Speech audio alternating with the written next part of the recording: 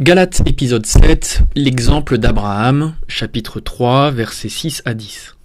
Dans ce passage, Paul va faire une sorte d'étude biblique de l'Ancien Testament. Les références des textes cités ne sont pas forcément données dans vos Bibles, je vous les donne ici, pour que vous puissiez les noter en marge ou les consulter. Genèse 15, verset 6, la foi imputée à justice. Genèse 12, verset 3, toutes les nations bénies en Abraham. Deutéronome 27, verset 26, la malédiction de la loi. Le prophète Habacuc, chapitre 2, verset 4, sur la foi, dans l'Ancien Testament. Enfin, Deutéronome 21, verset 23, sur la malédiction de celui qui est pendu au bois.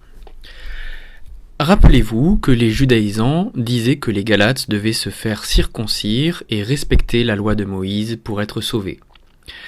Paul explique que le salut par la foi seule existe déjà dans l'Ancien Testament.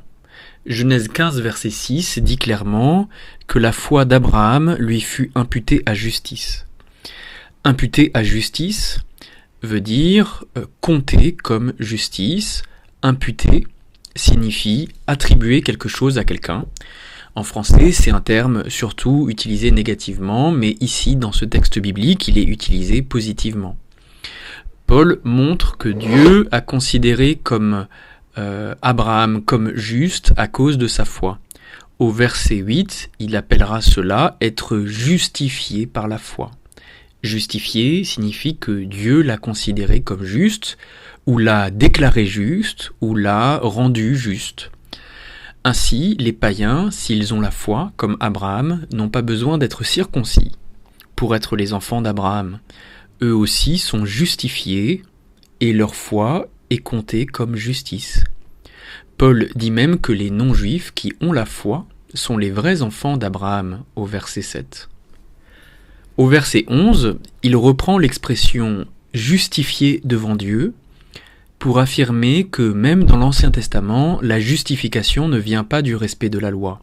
La loi ne justifie personne, mais établit la malédiction de ceux qui l'enfreignent, c'est-à-dire tous les hommes. Paul finit donc par expliquer le sacrifice de Christ par la loi. Christ a accompli toute la loi. Il n'était donc pas sous la malédiction, il était juste. Pourtant, la loi l'a considéré comme maudit. Pourquoi ? À cause de sa crucifixion.